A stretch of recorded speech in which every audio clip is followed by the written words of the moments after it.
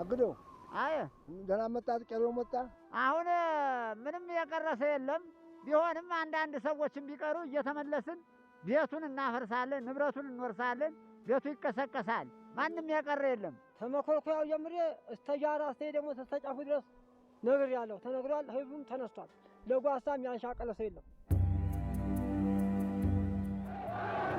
በ1967 ዓመተ ምህረት መሬት ላራሹ አዋጅ እስከታወጀበት ወቅት ድረስ ለ400 ዓመታት ያህል የመንዝ ጓሳ ማህበረሰብ የቄሮን ሥርዓት ሲተገብር እንደቆየ ጥናቶች ያመለክታሉ። የመንዝ ጓሳ ማህበረሰብ በአፍሪካ ሰብሳሃራን ክልል ከሚገኙ ሀገራት መካከል የወል የተፈጥሮ ሀብቱ እንዲጠበቅ አስተዳደራዊ ሥርዓቱን ተግባራዊ በማድረግ ቀደምት ነው እስከመባል አድርሶታል። በዘመኑ በጥብቅ ስፍራው የሚኖሩ ማህበረሰቦች ድርቅና ሌሎች አስገዳጅ ሁኔታዎች ካጋጠማቸው ያለ ወቅቱ ጥብቅ ስፍራው ይለቀቃል። ከዚህ አጋጣሚ ውጭ የመንዝ ጓሳ ጥብቅ ስፍራ ከ3 እስከ 4 ዓመታት እንደየሁኔታው የሳሩ እድገት ታይቶ ከከብትም ሆነ ከሰው ንክኪ ነፃ እንዲሆን በአባ ቄሮ ይታወጃል። የቄሮ አለቃውን ትእዛዝ ጥሶ ከብቶች ያሰማራ ያጨደ ከተወሰነው ክልል አልፎ ያረሰና በጥብቅ ስፍራው ላይ ቤት የሰራ በአባ ቄሮ ትእዛዝ በህብረተሰቡ አባላት እንስሳቱ ታርደው እዚያው ማህበረሰቡ ተካፍሎ ይበላዋል። ቤቱ ይፈርሳል ወይንም የጋማ ከብቶቹ ተተምነው እህል ይቀጣና ቄሮ ይከፍላል። በቄሮ ሥርዓት ከፍተኛውን ውሳኔ የሚሰጡት በአጽመ ርስቱ የመሬት ስሪት ያሰቦና ጌራ ትውልድ የሆኑ በማህበረሰቡ የተመረጡ ሰዎች ሲሆኑ አባ ቄሮ በመባል ይጠራሉ።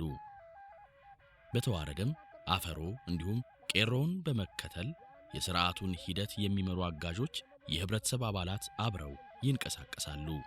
አሁን እኛ እንመካከርና ከሰሞኑ የሰውን ችግር አይተን እንዲለቀቅ እናደርጋለን። በቄሮ ሥርዓት ጓሳን ለመልቀቅ የሁለቱ ጓሳ ቄሮ መሪዎች ይማከራሉ። ከተስማሙ በኋላ በገበያ ላይ ዝተታቸውን በዘንጋቸው ሰቅለው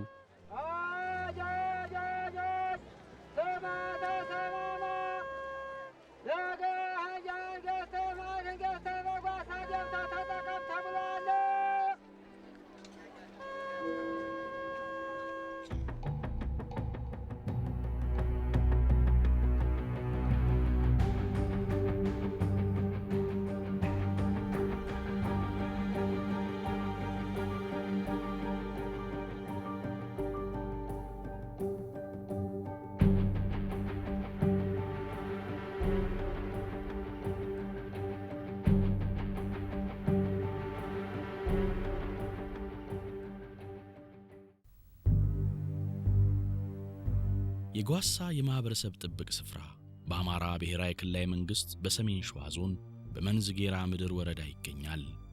ከአዲስ አበባ 265 ኪሎ ሜትር ይርቃል። 75 ስኩዌር ኪሎ ሜትር ቦታን የሚሸፍነው ይህ የማህበረሰብ ጥብቅ ስፍራ በማዕከላዊ ኢትዮጵያ ከሚገኙ ተራራማ ማለትም አፍሮ አልፔን ማውንቴን ውርጫማ ቦታዎች መካከል አንዱ ሲሆን ከባህር ጠለል በላይ ከ3200 ሜትር እስከ 3700 ሜትር ከፍታ ያላቸው ተራራዎች ባለቤት ነው። በበጋ ወራት የቀኑ የሙቀት መጠን እስከ 26 ዲግሪ ሴንቲግሬድ ሲሆን በምሽት ደግሞ ከነበረበት ከፍተኛ የሙቀት መጠን ከ0 በታች እስከ 10 ዲግሪ ሴንቲግሬድ ድረስ ይወርዳል። በተነጻጻሪ በክረምት ወራት የቅዝቃዜው መጠን እንደሚቀንስ ከአካባቢው የተሰበሰቡ የሜቴዎሮሎጂ መረጃዎች ያሳያሉ። ከ1200 ሚሊ ሜትር እስከ 1600 ሚሊ ሜትር ዓመታዊ አማካይ የዝናብ መጠን ያለው የመንዝ ጓሳ ማህበረሰብ ጥብቅ ስፍራ 26 ያህል መካከለኛና አነስተኛ ወንዞች መነሻቸው በማድረግ ወደ አባይና አዋሽ ወንዞች በመፍሰስ መጋቢ ይሆናሉ።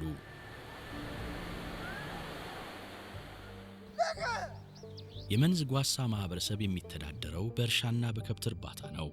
5 በጥብቅ ስፍራው ዙሪያ ለሚኖሩ ቀበሌዎች እንዲሁም ለ5 አጎራባች ቀበሌ ማህበረሰቦች ለክልሉ ብሎም ለኢትዮጵያ የመንዝ ጓሳ የማህበረሰብ ጥብቅ ስፍራ ከፍተኛ ማህበራዊና ኢኮኖሚያዊ ጠቀሜታ አለው። የኢትዮጵያን ከፍተኛ ተራራማ ቦታዎች ለየት የሚያደርጋቸው ስፋታቸው ነው። በጣም ትልቅ ነው ኢትዮጵያ ውስጥ ያለው ማለትም ከፍታው ከ3000 ሜትር በላይ የሆነ መሬት በአፍሪካ ውስጥ በምንመለከትበት ጊዜ 80% የሚገኘው ኢትዮጵያ ውስጥ ነው። ግን የኢትዮጵያን ተራራማዎች ደግሞ እንደዚህ ለብቻቸው በምንመለከትበት ጊዜ በአካባቢያቸው በሚኖረው ህብረተሰብ የተነሳ በተለያዩ ምክንያቶች 97 ከመቶ የሚሆነው የተፈጥሮ ገጽታቸው ጠፍቷል እና የቀሩት በጣም ትንሽ ቦታዎች ናቸው። እንግዲህ ኢትዮጵያ ውስጥ ብንጠራቸው የሰሜን ተራራዎች፣ የባሌ ተራራዎች፣ የጭላሎ አካባቢ አርሲ ተራራዎች፣ እነዚህ በጣም የተበጣጠሱ በጣም ትንንሽ ቦታዎች ናቸው እና እነዚህ ቦታዎች ደግሞ ከፍተኛ ሌሎች ጥቅሞችም አላቸው።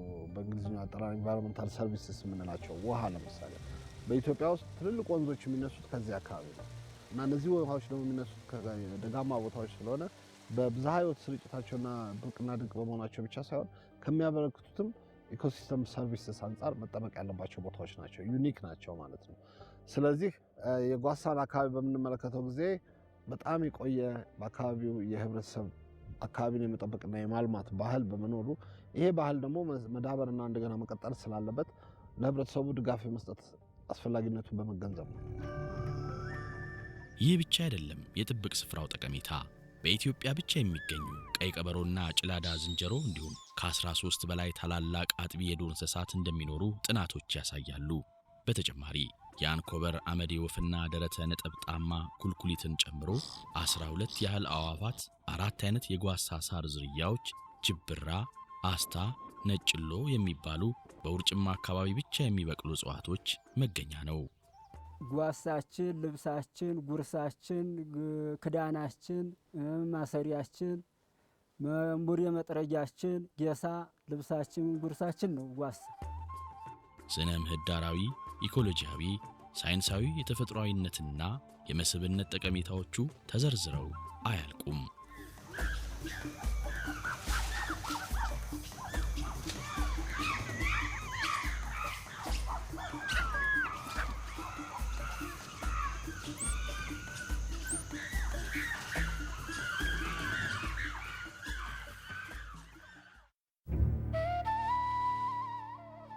የ1967ቱን የመሬት ላራሽ አዋጅ ተከትሎ የጓሳ ጥበቃን የሚያካሂዱ ባህላዊ የቄሮ ስርዓት ተቋም ቀርቶ በምትኩ በጓሳ አጠገብ ያሉ ቀበሌዎች፣ የመንግስት መዋቅር አካላትና ታጣቂዎች እንዲጠብቁትና እንዲያስተዳድሩት ተደረገ።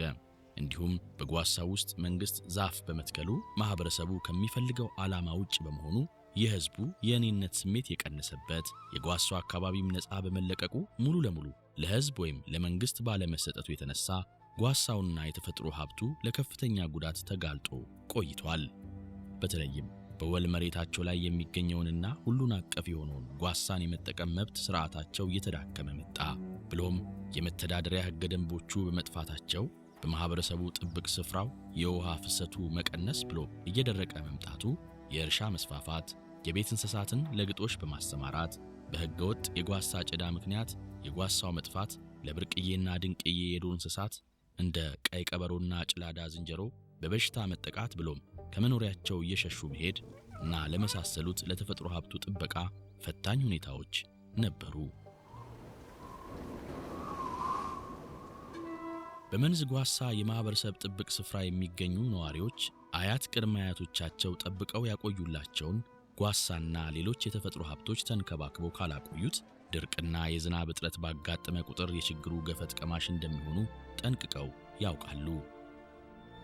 በዚህም ምክንያት በጋራ እንዲጠበቅ ሐሳብ የመጣው ከራሱ ከማህበረሰቡ ነው ይላሉ።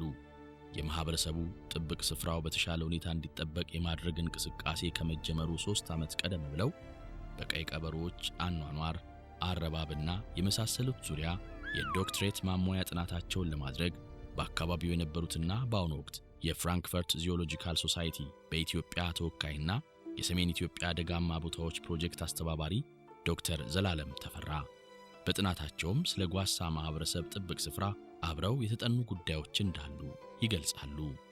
በፊት የነበረው የቄሮ ሲስተም እንዴት ወደቀ? ለምን ወደቀ? አሁን የቄሮ ሲስተምን ማምጣት እንችላለን ወይ? የቄሮ ሲስተምን ማምጣት የማንችል ከሆነ በቦታው ህብረተሰቡን ሊያሳትፍ ይችላልና የህብረተሰቡን ባለቤትነት የሚያረጋግጥ ሲስተም መሆን ያለበት ምንድን ነው የሚለው ነገር ጥናት አድርገናል። እንግዲህ በእንግሊዝኛው አጠራር በቄሮ ሲስተም ጊዜ አካባቢ የኮመን ፕሮፐርቲ ሪሶርስ ነው የሚባለው፣ የጋራ ሀብት ነው። የጋራ ሀብትን ለመጠቀም የተወሰኑ ዲፋይንድ የሆኑ ዩዘርስ አሉ፣ የማይጠቀሙ ሰዎች አሉ፣ የሚጠቀሙ ሰዎች አሉ። እነዚህ እነማን ናቸው? የት ነው ያሉበት ሁኔታ የሚለውን ነገር ሁሉ በዛ ጥናት ላይ ለማካተት ሞክረናል። በዳርዊን ኢኒሺየቲቭ የፋይናንስ ድጋፍ የአካባቢው መስተዳድር ማህበረሰቡና ሌሎች ድጋፍ ሰጪ አካላቶች በተገኙበት ተደጋጋሚ ስብሰባዎች ከተካሄዱ በኋላ ለረጅም ዘመናት በጓሳ ማህበረሰብ ሲተገበር የቆየውን ባህላዊ የተፈጥሮ አጠባበቅ ስልት በዘመናዊ መልኩ የሚተካ አሰራር በመፍጠር እገዛ የሚያደርግ የገንዘብ ማፈላለጊያ ዕቅድ ተዘጋጅቶ ቀረበ።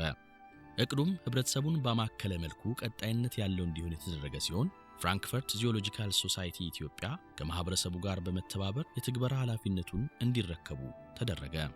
በ2005 ዓ.ም መጨረሻ የጓሳ የማህበረሰብ ጥብቅ ስፍራ ላይ እንቅስቃሴውን በመጀመር በኦገስት 2006 ዓ.ም ዕቅዱን ተግባራዊ ለማድረግና የህብረተሰቡን የረጅም ዘመናት የተፈጥሮ ጥበቃ አያያዝን ለማጠናከርና ለመደገፍ ወደ ትግበራ ገባ። ጓሳ የማህበረሰቡ ሀብት ነው። የማህበረሰቡ ሀብት ከመሆኑ ባሻገር የእንክብካቤና የጥበቃው ባህልና አሰራሩ እጅግ ታሪካዊ ነው። ህብረተሰቡ ጓሳ ልብሳችን ነው፣ ታሪካችን ነው፣ ሀብታችን ነው ብሎ የመጠበቁን ኃላፊነት ከወሰደ ብዙ ዓመታት አልፈዋል። እንዳይታረስ እንዳይጠፋ የማድረግ ስራ እየሰራ ነው።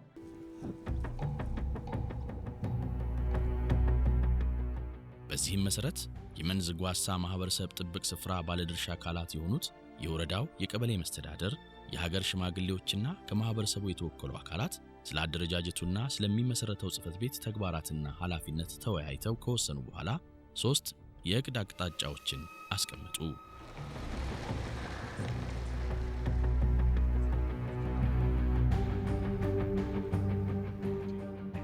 የመጀመሪያው የትግበራ ስልት የመንዝ ጓሳ የማህበረሰብ ጥብቅ ስፍራንና አዋሳኞችን የማካለልና መተዳደሪያና ሕገ ደንብ የማዘጋጀት ሕጋዊ ዕውቅና የማሰጠት ብሎ የጥብቅ ቦታውን አስተዳደርና የተፈጥሮ ሀብቱን ከጥፋት የመከላከል ስልት መንደፍ ነበር።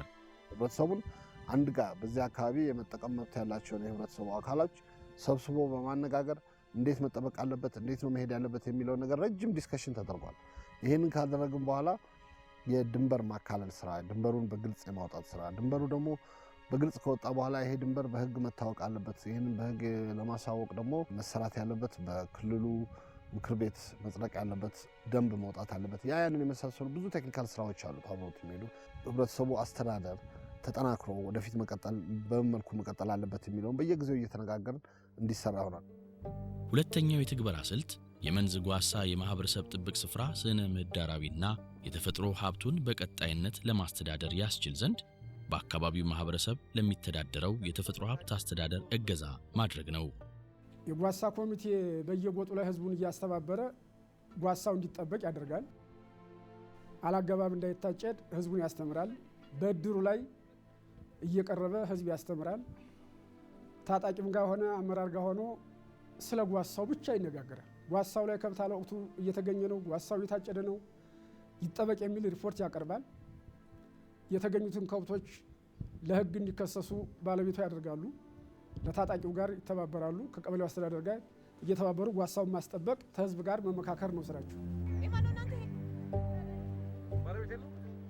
ጥብቅ ስፍራው የተፈጥሮ ሀብቱንና ስነ ምህዳራዊ ይዘቱን ጠብቆ እንዲቆይ የተጋረጡበትን አደጋዎችን መቀነስና ማጥፋት እንዲሁም ዘላቂነት ያለው ክትትልና ጥናት ማድረግ አስፈላጊነቱ ስለታመነበት የጓሳ ተፈጥሮ ሀብትን ለተለያዩ የቀን ተቀን አስተዳደራዊ ውሳኔዎች ያመቹ ዘንድ በሳይንሳዊ መረጃዎች የተደገፈ ስልትን በመጠቀም ህብረተሰቡ ተፈጥሮ ሀብቱ ያለበትን ይዞታ እንዲያውቅና ህገወጥ ድርጊቶችንም ለመከላከል እገዛ የሚያደርግለት ብቃት የሚፈጥርለትና ዘመናዊ የመረጃ አሰባሰብን በመጠቀም ክትትል የሚያደርግበት ስልት ተነድፎ ወደ ተግባር ተገባ።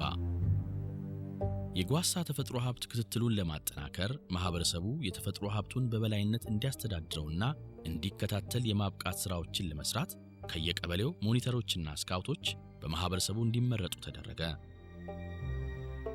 በቀጣይም ለሞኒተሮች፣ ለስካውቶችና ለቀበሌና ለወረዳ የጓሳ ኮሚቴዎች፣ ለወረዳ ባለሙያዎች የተፈጥሮ ሀብትን ህገወጥ ተግባራትን የተሰበሰቡ መረጃዎችን የማደራጀት ስራና የተለያዩ የቃልና የተግባር ስልጠናዎች ተሰጥተዋል። ስልጠናዎቹ ከተጠናቀቁ በኋላ ክትትል የሚደረግበትን የተፈጥሮ ሀብት የመለየት ስራ፣ የመረጃ መሰብሰቢያውን ቀን፣ የሥራ ክፍፍል፣ የክትትል ቡድን፣ የመስክ መውጫ ቀን በማህበረሰብ ከወረዳና ከአካባቢ ጥበቃ ባለሙያዎች ጋር በመመካከር ተወስኗል።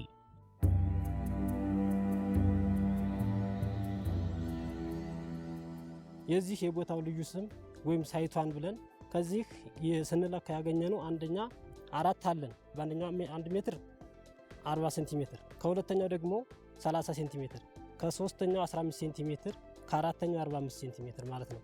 ከዛ እዚህ አማካኙን እናስቀምጣለን። አማካኙን 51 ሴንቲሜትር ብለን እንሄዳለን። የሞኒተሪንግ ማለት በጓሳ ውስጥ የሚገኙት ነገሮች ማለት ነው። በዚህ ይህን ለናሙና መርጠን እንደዚህ በምንሄድበት ጊዜ ይህ ጓሳ በዚህ ጋር በወርቅ ጨምሯል ወይስ ቀንሷል የሚለውን ነገር ያስረዳናል ማለት ነው። ስለዚህ ይህ ከቀነሰ በደንብ አልተጠበቀም ወይም እየተሰራ አይደለም ብለን ለመናገር ወይም ለማስረዳት ይገልጽልናል ወይም ያመቸናል ማለት ነው። ይህ ብቻም አይደለም። የክትትል ቡድኑ አባላት በተመደበላቸው የጊዜ ሰሌዳ መሰረት በሚያደርጉት የጓሳ ክልል ክትትል ያጋጠማቸውን ህገወጥ ተግባራት በመዝገብ ወይንም እጅ ከፍንጅ በመያዝ ለቀበሌው ማህበራዊ ፍርድ ሸንጎ አቅርበው እስከ ማስቀጣት ይደርሳሉ። አቶ ገብሬ ጎንጤ የተባለው አርሶ አደር የተፈጥሮ ሀብት ጓሳ ከብትና በጎቹን አስገብቶ በመብላቱ የህግ ክሴን አቅርቤያለሁ። ቢአምድ በእምነቱ ይቀጣልኝ፣ ቢክድ ግን ማስረጃዎችን አቅርቤ እንዲያስመሰክር ስል የህግ ክሴን አቀርባለሁ። ጥፋት ነው ጥፋት አይደለም? ጥፋት ነው። በድሮውም ጊዜ ምን ይባል ነበር? ድንጋይ እንኳን አታንሱ ይባል ነበር። ዛሬም ቢሆን የብዙ መጠቀሚያ ከብቶች መግባታቸውና መብላታቸው ከባድ ጥፋት ነው። ግን ክቡር ፍርድ ቤቱን የምጠይቀው በአንድ ጊዜ በይቅርታ ፍርድ ቤቱ እንዲያልፈኝ ክቡር ፍርድ ቤቱን እጠይቃለሁ። የክትትል ቡድኑ አባላት በተዘጋጀላቸው ቅጽ ከየመስኩ የሰበሰቧቸውን መረጃዎች ለየቀበሌያቸው ጓሳ ኮሚቴ ያቀርባሉ። የቀበሌው ጓሳ ኮሚቴ ሪፖርትና የማህበራዊ ፍርድ ሸንጎ ሪፖርት ታክሎበት ለወረዳው አካባቢ ጥበቃና መሬት አስተዳደር ጽሕፈት ቤት ይቀርብና መረጃው ተረጋግጦ በአካባቢ ጥበቃ ባለሙያ ወደ መረጃ ቋት ይገባል። ይሄ የተሰበሰበ መረጃ ህብረተሰቡ እንዲያውቀው፣ ህብረተሰቡ ያለበትን የተፈጥሮ ሀብት አውቆ ህገወጥ እንቅስቃሴዎች የትኛው ህገወጥ እንቅስቃሴ ጨምሯል፣ የትኛው ቀንሷል፣ ምን ማድረግ አለብን ህብረተሰቡ በቀበሌ ደረጃ እንዲነጋገርበት ብሎም ደግሞ በወረዳ ደረጃ ሁሉም 9 ቀበሌዎች በተገኙበት 9 ተጠቃሚ ቀበሌዎች በተገኙበት ስለ ተፈጥሮ ሀብቱ ደረጃ በየቀበሌው ያለውን ስታተስ በማሳየት ማህበራዊ ፍርድ ቤት ይቀጣሉ አይቀጡም? ማህበራዊ ፍርድ ቤቱ ከቀጣ የጓሳ ኮሚቴስ ቀበሌ ላይ ያለው የጓሳ ኮሚቴ ምንድነው የሚያደርጉ አስተዋጽኦ፣ ደረጃቸውን ጠብቀው እየሄዱ ነው ወይ የሚለውን ነገር በማስጠበቅ ዲስከሽን ተካሂዶ ውሳኔ ላይ የሚደርሱበት ሁኔታ ነው የሚታየው ማለት ነው። በሶስተኛ ደረጃ የተቀመጠው የትግበራ ስልት ለቀጣይ ልማት ማህበረሰቡን የግንዛቤ ማስጨበጫ ስለ አካባቢ ጥበቃና ተፈጥሮ ሀብት ትምህርት በመስጠት ማብቃት ነው። በተጨማሪ የአካባቢውን ማህበረሰብ ባህል ያማከለና ከአካባቢ ሁኔታ ጋር የሚስማማ የቱሪዝም ልማት በማካሄድ ማህበረሰቡ ገቢያ መንጭቶ ራሱን እንዲያስችል በማድረግ ዘላቂ ልማትን ማፋጠን የእቅዱ አካል ነበር። ይህን የጓሳ ጥብቅ ስፍራ ተፈጥሮውን ጠብቆ ገቢ እንዲያመነጭ ለማድረግ የጓሳ ጥብቅ ስፍራ የቱሪዝም መዳረሻ ማህበር ወይም የጓሳ የቱሪዝም ቦርድ በፍታ